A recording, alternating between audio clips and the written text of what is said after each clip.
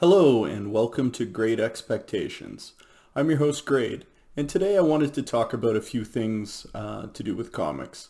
First off, I received my first trimmed comic, and this is a comic I bought off eBay, and basically with the older comics, they get too rough on the edges, and some comics were trimmed, sometimes a long time ago, and same with color touch-up, and sometimes recently just to sell. So I have here Captain America 103. So I love this comic book, and specifically I think it's a pretty epic Red Skull Captain America cover. And so I bought a few in hopes of, grading the best one, keeping that, and selling the rest. And so I have like a notification that comes up on eBay whenever one comes up for sale. And recently I bought this copy here. And as soon as I got it, I knew something was wrong. The edge here, as well as here, and as well as here, just seemed too tight or too well cut for the comic. And because I have multiple copies, I was able to compare it to another one. So you can see right at the top here, generally with trimming, the cut goes pretty close to that stamp. And you can see on this copy, Captain America is pretty much in the same place on both of these. And yet on the trimmed copy, it's cut right to the top. And then on the other edge, it's cut pretty far as well. And then on the bottom, like what I did was I basically just matched them up, and you can see at the top here, it looks cut, and at the bottom, this one here looks longer. So I lost, maybe like a quarter of an inch height and a little bit less on the width. I contacted the eBay seller, super nice guy, had this comic in his collection for a long time, allegedly. And so what I did was, he just discounted a little bit. I didn't really, I don't care. So I didn't want to return it. That really screws over the eBay sellers. So I just ended up keeping it at a discount. But I wanted to bring up trimming as an issue on these older comics, just so you're aware. I'm starting to, some of the targets I have for, comics I want to keep long-term are, Silver Age, Bronze Age. And you have to be careful with the little tricks that come along the way. Missing pages, color restoration, and trimming. So I should have made this video a couple days ago, and what I did was I placed some online orders, and I wanted the comics to show up before I made the video. And if you've been watching my videos, you know that I've been kind of a believer in Avengers Initiative featuring Reptil. First appearance of Reptil, like a South American or a Mexican superhero that can morph into different dinosaurs. Seemed like a cool idea to me. So I've been pumping that. I've been buying copies as I see them. It's a very low print run comic, so there's only a print run of 23,000. And it's more of a kid's book, so a lot of those books are very fine or in worse condition. So I've been looking for all the near mint copies I can find. You can see over here I have 6. I've shown them before. Those are the ones that I'm going to be sending out to be graded eventually. Everything's backed up. So I think it's a great comic. It's still reasonably cheap. Say $40 they're selling for right now. The problem is you're not finding many near mint ones. As far as CGC is concerned, there's only 23 on the CGC census as of today. And the last one that was 9/8, sold for 345 US dollars. So that's a pretty big book, given the scarcity and the investment, like the cost to get in on it. And there's been a lot of hype in the last, say, week and a half, because solicitations were announced, and Marvel Community Voices said that it was featuring a new superhero. And so, at first I assumed that it was going to be a brand new superhero. I'm starting to pre-order some of these books. And then one of the covers was released, and it's an Umberto, an Umberto cover, Umberto, Strange Academy artist. And it's actually of a female superhero that we now know is Eva. And so in Reptil #1, which is released in 2021, Eva is the cousin of Reptil. And in Reptil #1, it's her first appearance. She actually performs like some kind of magical blast to get the bad guy, save the day. And, it's just a quick mini-series. Reptil #1, I estimate, had a very low print run of, say, 15,000. And when it came out, I actually, bought a couple because I thought it was cool. And, I assumed it would be low print run. But now that Eva is being featured in an upcoming comic, there was almost like a mad dash to kind of buy up the ones that were still available, because they were selling a week ago at cover price. So I did manage to grab a few online. So let me show you Reptil #1.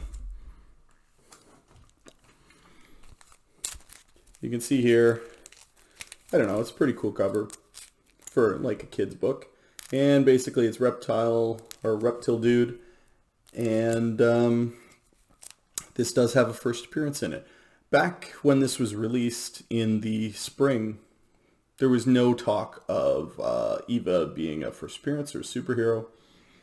And it's only been, in the last week that Bleeding Cool basically released an article saying that it was going to be Eva. And this is after I purchased these, but basically it could be a big deal. So what's going to happen is Umberto Ramos, I forgot his last name before. Umberto Ramos is doing the illustration, and basically Eva is going to go to Strange Academy just for like the day or field trip or to check it out. But my ears perk up. I love Strange Academy. I think it's great spec, and they're a year and a bit into it. They don't have that many comics yet, but it's understandable that it's somewhat popular. They would try and introduce new characters, and because Umberto Ramos kind of did this, he's introducing one of his characters, and Eva looked pretty cool, and she can do magic, and she's going to Strange Academy. So I thought this was a big deal.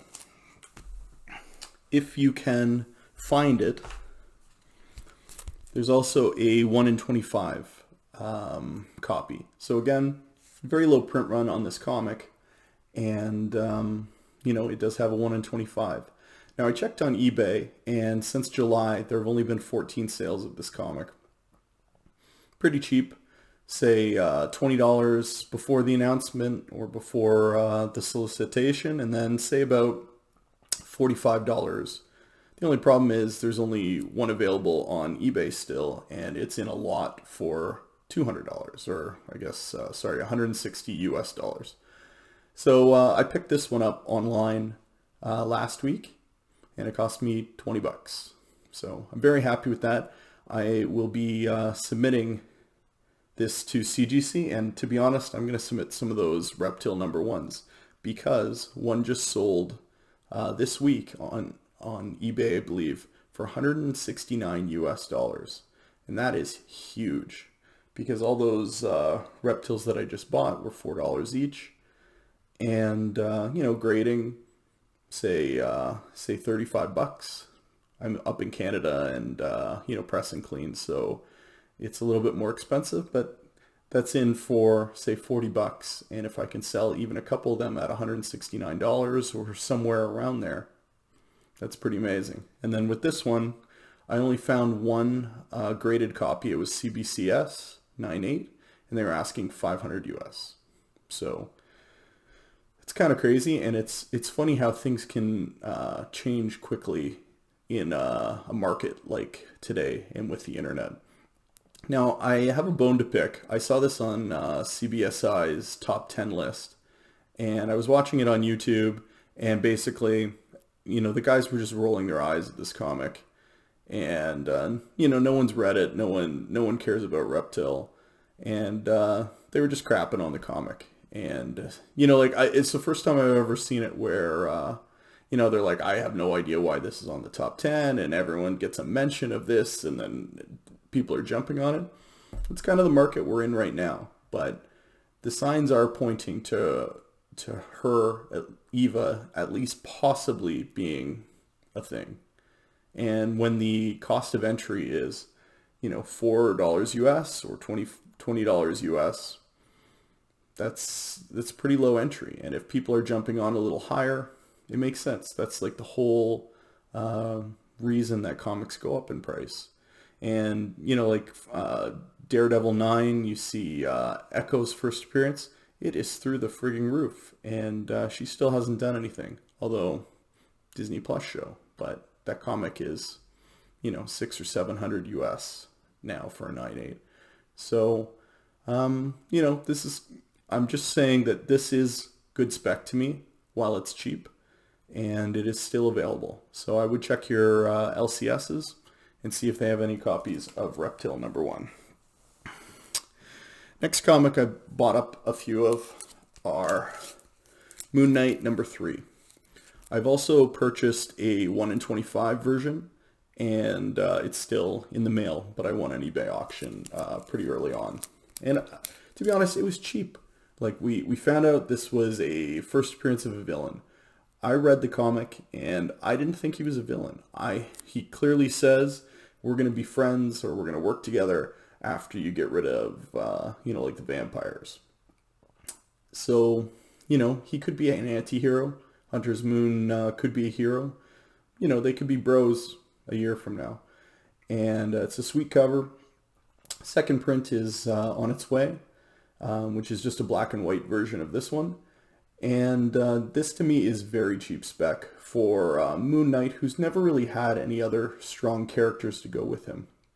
So if they're introducing like a negative version of Moon Knight, or really any other character that can stand next to Moon Knight, I think that's a big deal, and it's certainly worth cheap spec. So I paid about $8, say $7.50 for each copy, which I realize is more than cover price, but being able to just click a button and purchase a bunch of them is, pretty convenient for me. And again, the price is very low.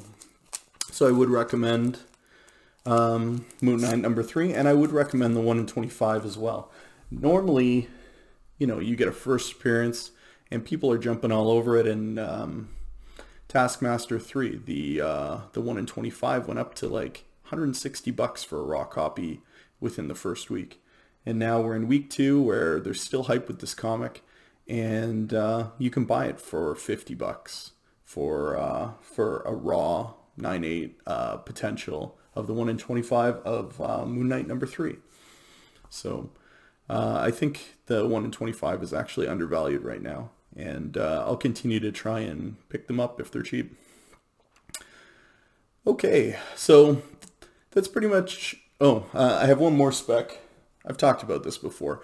Basically, I've been buying the Black Cat Annual #1, the Walmart versions. And so I wasn't able to get any at my local at my local Walmart.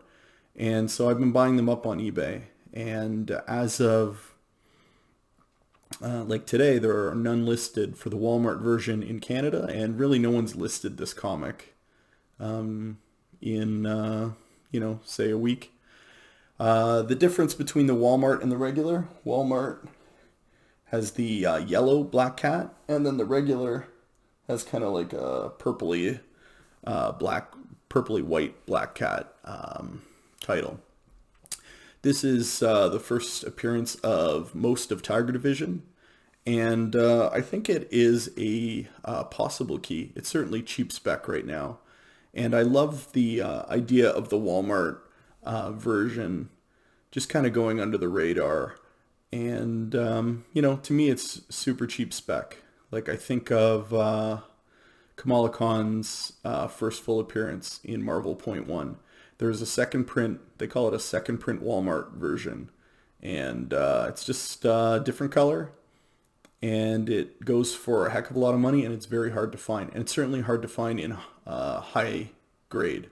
So anyway, I've been buying them up because they've just been released, and I don't think you're going to be able to find it easily, a year or two from now. Now, that being said, with any spec, it could just miss, and then you'll be able to find it in dollar bins. So I just think it's good cheap spec right now. Last thing I wanted to show you was the newest addition to my comic collection. This is for the personal collection, and this is a comic that really tilted me when it came out, I believe back in February. So, this is Spider-Woman number 9. This is the 1 in 25 Rose Besh variant. And when I saw this solicited, I just thought it was a really cool cover, like a really strong cover, and it was different. Like with the color and the neon and everything, it popped. And I actually ordered this online, and then it about a month before it came out, and then it went up and up in price. And then on release day, I got an email saying, yeah, we know you ordered it, but we didn't order 25, so you're not getting one. And then presumably they sold my copy on eBay or wherever, because it was going for, like $160 on release day. And Spider-Woman 9, not a lot of comic shops ordered 25 copies of this to get the variant. So I think it is a really low print run comic, and it's just such an awesome cover. I bit the bullet and bought one for my PC. So I am very happy about it. It kind of stands out on the wall in that, there just isn't another comic with these colors, or, like she's upside down. She's a spider. It's cool. But, yeah, I just wanted to show it off. I thought it's like a little indulgence. So that's it for the comics. I do want to have a few more videos out this month. And I've been notified by CGC twice that my books are, like going through grading and shipping and that kind of stuff. And I've actually had 2 books bumped in tier. So I submitted like a pre-screen 25 Moderns, and I had an Ultimate Comics Spider-Man 1 get bumped from Modern to Economy. And so presumably that one's a 9.8, and they've just decided to charge me the full price. And then I've also my Ultimate Fallout 4 1 in 25 Djurjevic comic that I found in the wild. I had it pressed and cleaned and submitted to CGC. I thought it was going to get a 9, and I submitted in Economy, and it got bumped to walkthrough, which is great. Like, I don't mind paying the extra money when you know that the grade's going to be good. So I'm very excited to see what I got. It's not going to be a 9.8. It had like rubbing on the back, and Mr. Kendra estimated a 9.4, possible 9.6, and I would have been very grateful with a 9. So we'll see what it comes back as. So hopefully some more videos, unboxing videos, and talking comics. So until next time, have a good night. I'm Grade.